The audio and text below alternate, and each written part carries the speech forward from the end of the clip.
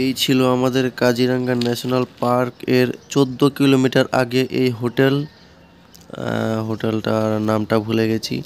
আমার গাড়িতে location set করা ছিল, তাই আমি এখান থেকে দেখেছি যে আমাদের ন্যাশনাল পার্কটা ছিল আর 14 কিলোমিটার। তো আমাদের এই হোটেলটা হচ্ছে 14 কিলোমিটার আগে। খুব নিরিবিলি জায়গা ছিল, খুব ভালো জায়গা ছিল এবং ভিতরের পরিবেশটা খুব ভালো, রুমগুলো খুব ভালো ছিল।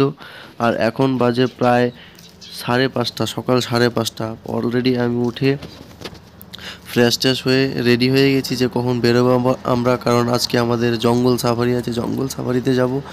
তো এখনও কেউ উঠেনি, আমি একটু চারপাশটা ভালোভাবে হেঁটে হেঁটে দেখছিলাম। হোটেলটার পেছন দিকটাও দেখলাম যে অনেকটাই বড় এবং বিভিন্ন ধরনের ফুলের গাছ আছে।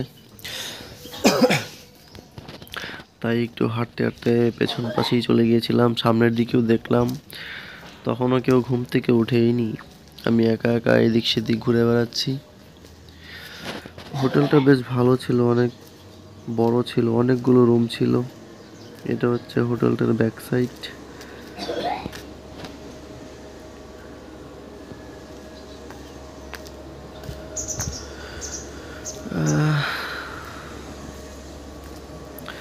এই হচ্ছে কি ফুল যেন, কি ফুল যেন, ফুলটা খুব সুন্দর, কিন্তু পদ্ম ফুল বলে না কি জানি না, নামটা ভুলে গেছি। ফুল এতটা কখনো ফুলের প্রতি এতটা মানে দেইনি কখনো বা পাইনি কারোর কাছ থেকে, তাই এতটা নামও জানি না।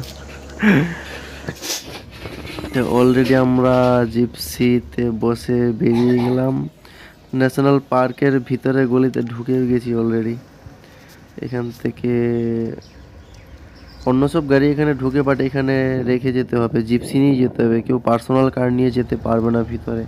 তো আমাদের যে ড্রাইভার দাদা ছিল জিপসির, সে দাদাটা দেখলো যে আমিও ওই গাড়ির ড্রাইভার। তো আমার মালিক সামনে বসতে চেয়েছিল, ওই গাড়ির দাদাটা বললো যে স্যার আপনি পেছনে বসুন আর ভাই তুমি সামনে বসো। তো সামনে থেকে ভিউটা ভালোই দেখতে পাবো। উনি দাদা বললো যে ভাই তোমাকে আমি সামনে বসাবো, তুমি আমার পাশেই বসো। তো দাদা বুদ্ধি করে আমার মালিককে পেছনে পাঠিয়ে দিল আর আমাকে সামনে বসালো, যেন ভিউটা আমি ভালোভাবে দেখতে পারি। এই সব গাড়িগুলো এখানে রাখা আছে, প্রায় যাদের পার্সোনাল কার, এরা এখান থেকে এসে জিপসি করেই নিয়ে যেতে পারবে, জিপসি আগে থেকে বুক করা আছে তারাই যেতে পারবে, এই গাড়িগুলো নিয়ে ভিতরে যেতে পারবে না। এবং অনেকগুলো জিপসি আমরা অলরেডি, দাদা এখানে ওদের গাড়ির নাম্বার কিছু একটা কাউন্টারে জমা দিতে হয় বা বলতে হয়, তো দাদা সেটা করে নিল। আমরা বেরিয়ে গেলাম, আমাদের সামনে আরও 4-5টা গাড়ি দাঁড়িয়ে আছে। এই দেখো কত বড় বড় হাতি, হাতির সাফারি মনে হয় 6টা থেকে শুরু হয়েছিল। এই যে হাতির সাফারি, হাতিগুলো আসার পর আমাদের গাড়িগুলো ছাড়বে, আমরা অনেকক্ষণ এখানে লাইনে দাঁড়িয়ে থাকতে হবে কারণ অনেকগুলো হাতি আছে এবং দেখো কত বড় বড় হাতিগুলো। গড, পশু পাখিও মানুষের কথা শুনে, কিন্তু মানুষই মানুষের কথা বোঝে না, কথা শুনে না, কথা রাখে না, নিজের দিয়ে কথাও রাখে না। এখন বাজতে চললো প্রায় 6টা আর এইদিকে হাতির সাফারি একদম শেষ হয়ে গেছে। আমিও একটু দেখে নিলাম নিজেকে আয়নায়। আচ্ছা, আমরা ভেবেছিলাম যে হয়তো হাতির সাফারি শেষ হয়ে গেছে, এখনই আমরা বেরোবো, কিন্তু অলরেডি দেখলাম একটা ব্রিজ আছে, নদীটার নামটা জানি না, আবার একটা হাতি চলে আসলো সামনে। ও বাহ, কত বড়! আমরা অলরেডি ফরেস্টের ভিতরে ঢুকছি। জানি না, শুনেছি তো এখানে গন্ডার এবং একশিঙা গন্ডারের জন্যই বিখ্যাত জায়গা। তো জানি না ভিতরে কি আছে, কি দেখতে পাবো। যাই, দাদাটাও অনেক কিছু বললো, যে ওরা অনেক এক্সপিরিয়েন্স বলা লোক না, ওরা সবসময় জানে কোথায় কি আছে। তো সে দাদাটাও বললো তোমাদেরকে ভালো করেই দেখাবো সব কিছু। আর এই যে বানর দিয়ে শুরু হলো, আমাদের সামনে দিয়ে বানর দৌড় দিল। আর এই জায়গাটা থেকে হাতি সাফারিতে যারা করে হাতির পিঠে চড়ে এই জায়গাটা থেকে। তো আমাদের জার্নিটা বানর দিয়ে শুরু হলো, দেখা যাক পরে আরো কি কি দেখতে পারি আমরা। আচ্ছা, প্রায় অনেকগুলো গাড়ি সোজা চলে গেছিল, আমরা চলে আসলাম ডান দিকে। দাদা এদিকে আমাদেরকে দেখাচ্ছিল একটা গন্ডার, ওই যে গন্ডার। তো এই গন্ডারটা অনেকটা দূরে আছে, এটা তো ছেড়েই দিলাম। সামনের গন্ডারটা যে আছে ওটা তো আমরা কেউ প্রথমে ফলোই করিনি, এই যে ওই দিকেও একটা গন্ডার আছে। এটা নিয়ে কথা বলতে বলতে দেখা গেল যে আমাদের সামনের দিকে গন্ডার চলে এসছে, আমাদের খবর নেই। এখানে অনেকগুলো পাখি ছিল, তে অনেকগুলো পাখির মধ্যে সবচেয়ে যে জিনিসটা ভালো লাগলো এখানে ছিল লাভ বার্ড বলে ওরা। লাভ বার্ড দুটো করে থাকে একসঙ্গে। এই লাভ বার্ডগুলো একটা পাখি যদি মারা যায় অন্য আরেকটা নিজে নিজে সুইসাইড করে নেয়। ওরা একজন আরেকজনকে ছাড়া বাঁচতে পারে না বা বাঁচেও তা মানে বাঁচতে চায় না। এই দেখো আমরা বলতে বলতে অলরেডি আমাদের সামনে একটা গন্ডার মেন রোডে, আমরা যে রাস্তাটা দিয়ে যাব। আমাদেরকে দেখে সেও দাঁড়িয়ে গেছে, ওকে দেখে আমরাও দাঁড়িয়ে গেছি। ও বাহ! আর সবচেয়ে বড় কথা হলো যে গন্ডার এই ডান পাশে দেখাবো একদম মানে একটা গোয়াল ঘর বানিয়ে ফেলেছে। গন্ডার 3 মাস কন্টিনিউ যে জায়গায় একবার পটি করবে কন্টিনিউ 3 মাস সেই জায়গাতেই পটি করবে এবং সেই জায়গাটাকে একদম একটা মানে ফ্যাক্টরির মতো বানিয়ে ফেলবে। তো ওই দাদাটা বললো এবং আমাদেরকে দেখালো যে এই জায়গাটাতেই গন্ডার সবসময় ওর পটি করে। তো সেটাই হয়তো বা করতে এসেছিলো কিন্তু করেনি বা চলে যাচ্ছে। আমাদের সামনেই রাস্তা দিয়ে যাচ্ছে, আমরাও খুব কাছে, তেমন খুব একটা দূরেও নয়। সে যদি ব্যাক করে একটা দৌড় দেয় পেছন ফিরে, ব্যাস আমরা সবাই গেলাম মায়ের ভোগে। এই দেখো ফ্যাক্টরি বানিয়ে ফেলেছে পটি করে। ও রাস্তায় দাঁড়িয়ে আছে, কি যে করতে যাচ্ছে আমাদের বুঝতে পারছি না। আমরাও দাঁড়িয়ে আছি, ও দাঁড়িয়ে পড়েছে। এইদিকে আর যাওয়ার মতো কিচ্ছু নেই। ও যদি একবার পেছন ফিরে এসে মারে আমাদের গাড়ি পাল্টি খেয়ে যাবে।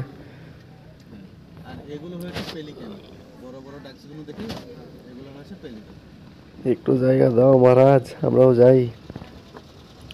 আর এদিকে মহারাজের ব্যাপারে কথা বলতে বলতে আমরা দেখতে পেলাম যে আমাদের এই যে একদম কাছে একজন রয়েছে খুব, যেটা আমরা ফলোই করিনি প্রথম। একদম কাছে, আমাদের একদম কাছে এ উঠে আসছে। কি বাবা, ওদেরকে দেখে মনে হয় যে ওদের চামড়াটা, সবাই বলে না যে গন্ডারের চামড়া, তোর তো লজ্জা শরম নেই গন্ডারের চামড়া। তো এদের চামড়া দেখে বুঝলাম যে হ্যাঁ এদের চামড়া কতটা ভারী। মনে হয় যে উপরে একটা জ্যাকেট বা সোয়েটার পরে আছে, মানে ভাঁজ ভাঁজ হয়ে আছে। পাগুলো একটু ব্যান্ড টাইপের, নিচের দিকেও মনে হয় যে এক্সট্রা করে মাংস লাগানো আছে। একদম কাছে থেকে দেখলাম। এই সাল অন্য আরেকটা গাড়ি আমাদের সামনে চলে গেল। ও গিয়ে সামনেই দাঁড়ালো। আমরা ওই জায়গাটা ক্রস করে চলে আসলাম একটা, ওটাকে বলে, এখানে অনেকগুলো লেখা আছে, মানে প্রত্যেক বছর যে গণনা করা হয় কতগুলো জীবজন্তু এখানে আছে সেই অনুযায়ী একটা লিস্ট এখানে দেওয়া আছে যে এত বছরে এতগুলো ছিল। আর এটা হচ্ছে ওয়াচ টাওয়ার বলে। এখান থেকে বাইরের ভিউটা দেখার জন্য দাঁড়ায় সবাই এখানে আছে। এবং সবচেয়ে বড় কথা এখানে দূরবীন পাওয়া যায়, সবাই ওখান থেকে ভাড়া করে নিয়ে নেয়। যেখানে জিপসিগুলো আমাদের ফার্স্টে দাঁড়িয়েছিল ওখানে বাইনোকুলারগুলো ছিল, ওখান থেকেই 300 টাকা 400 টাকা সাইজ অনুযায়ী দামটা ওরা নেয়। একটু বড় হলে প্রাইসটা বেশি নেয়, একটু ছোট হলে কম। তো সেই হিসেবে আমাদের মধ্যে একটা নিয়েছে।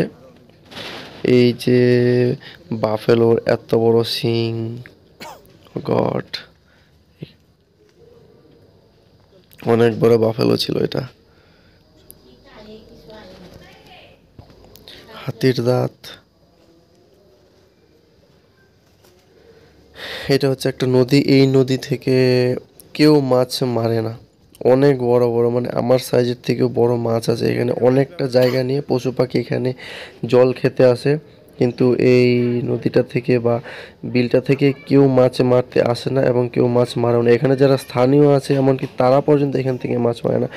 তো দেখলাম যে মাছগুলো অনেক বড়, কারণ এই পাশ ও পাশ দিয়ে ওরা লাফালাফি করছিল। আমরা এবার চলে যাচ্ছি একটু উপরের দিকে, ডুঙ্গাবন সুরক্ষা শিবির। একটু উপর থেকে দেখি ভালোভাবে ভিউটা কেমন আছে। ওরা সবাই চলে গেল, আমিও যাচ্ছি উপরের দিকটা একটু দেখে আসি ঘুরে ফিরে। উপর থেকে একদম মনে হচ্ছিল সাদা, কিচ্ছু দেখা যাচ্ছিল না, কারণ ফগই ছিল, তার মধ্যে জল, মানে কিচ্ছু দেখা যাচ্ছিল না, বোঝা যাচ্ছিল না ফোনে। বাট নিজের চোখে যেটা দেখেছি সেটা হয়তো তোমাদের সাথে শেয়ার করতে পারবো না বা বুঝাতে পারবো না, যে অনেক কিছু দেখার মতো ছিল ওখানে। আর এই হচ্ছে যে কত সালে কতগুলো জীবজন্তু এখানে ছিল, সবাই একটু ভালো করে দেখে নাও। এই যে দেখো একটা বড় মহারাজের সাথে ছোট আরেকজন, উফ কি কিউট দেখতে ছোটটা। কিন্তু আমাদের গাড়িতে আওয়াজ শুনে ওরা ওই যে পেছন দিকে চলে যাচ্ছে, ও দেখতেই দিল না বেচারা।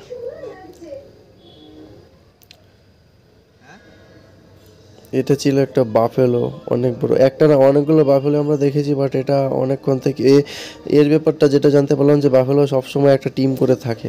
তো যে একা থাকে সে নাকি ওদের টিমের মধ্যে যে প্রধান থাকে সেই প্রধানের কথাটা মানতে চায় না, যার জন্য সে একাই থাকে, সে টিমের সাথে চলাফেরা করে না, সে নিজেকে ডন মনে করে। আর এদিক দিয়ে আমরা যেতে যেতে পেয়ে গেলাম একটা ডিয়ার, একটা নয় দুই তিনটে ছিল, দেখো কেমন করে হেঁটে হেঁটে যাচ্ছে আমাদের সামনে দিয়ে। আর আমরা যে জায়গাটা দিয়ে যাচ্ছিলাম এই জায়গাটাতেই আমাদের আগের যে গাড়িটা গিয়েছিল তারা টাইগার দেখতে পেলো, তো তাদের পেছন পেছনই আমরা আসলাম, বাট আমরা দেখতে পেলাম না টাইগার। এই দেখো, জানি না হরিণগুলো কেমন করে হাঁটছে, একদম আমাদের সামনে দিয়ে কিন্তু যাচ্ছে। আর সামনের গাড়িটাই আমাদেরকে ফোন করে বললো যে এই রাস্তাটা দিয়ে ঢোক, এই দিক দিয়ে আমরা টাইগার দেখতে পেলাম। তো আমরা একদম আস্তে আস্তে করেই যাচ্ছি, বাট আমাদের কপাল খারাপ, আমরা টাইগার দেখতে পেলাম না। আর জানি না যে টাইগার যদি আমাদের সামনে চলে আসতো আমরা কী করতাম, কারণ আমাদের সঙ্গে শুধু ড্রাইভার দাদা ছাড়া আর কোনো গার্ড ছিল না, কোনো বন্দুক টন্দুকও ছিল না যে মাকে ভয় দেখাবে বা আমাদের সামনে চলে আসলে যে তার সাথে কিছু একটা করে আটকাবে, ভয় দেখাবে, বাগটাবে, সে কোনো ইস্যু ছিল না, আমাদের সেফটি ছিল না। তো জানি না এটা কপাল খারাপ বলবো না ভালো বলবো যে দেখতে পারিনি, জানি না দেখতে পেলে সে যদি সামনে আসতো তখন বা কী হতো, তো জানি না। এদিক থেকে আমরা বেরিয়ে যাচ্ছি, এবার দেখি সামনে আর কি কি পাওয়া যায়। তবে ড্রাইভার দাদার যে নজর দেখলাম, মানে কোথায় কি আছে না আছে, আমরা চোখ তাকানোর আগেই দাদা দেখি দেয়, মানে আমাদেরকে বলে ফেলে যে দেখো ওই গাছের উপরে একটা পাখি বসে আছে, ওই গাছে 3টা ঈগল বসে আছে, ওইখানে 3টা পেঁচা বসে আছে, মানে ওদিক দিয়ে হরিণ দৌড় দিচ্ছে, ওইখানে গন্ডারের বাচ্চা আছে, মানে আমরা খুঁজতে উনি ড্রাইভ করছে এবং এদিক সেদিকে আমাদেরকে বলে দিচ্ছে। আর আমরা কি বলবো, মানে দাদার প্রশংসা করতেই হবে, দাদার নজর খুব ভালো ছিল। এদের অ্যাকচুয়ালি এক্সপিরিয়েন্স হয়ে গেছে কোথায় কি আছে বা থাকতে পারে সেটাও ওদের জানা হয়ে গেছে, যার জন্য তারা একটু বেশিই হয়তো বা দেখতে পারে। তো আমরা আবার চলে আসলাম আর একটা ওয়াচ টাওয়ারের কাছে, ওখান থেকেও সবাই ওই টাওয়ারটার উপর থেকে সবাই দেখে, এখানে সবাই এসে দাঁড়াচ্ছিল, আমরাও দাঁড়ালাম, আমরাও একটু দেখলাম কি কি আছে এখানটায়।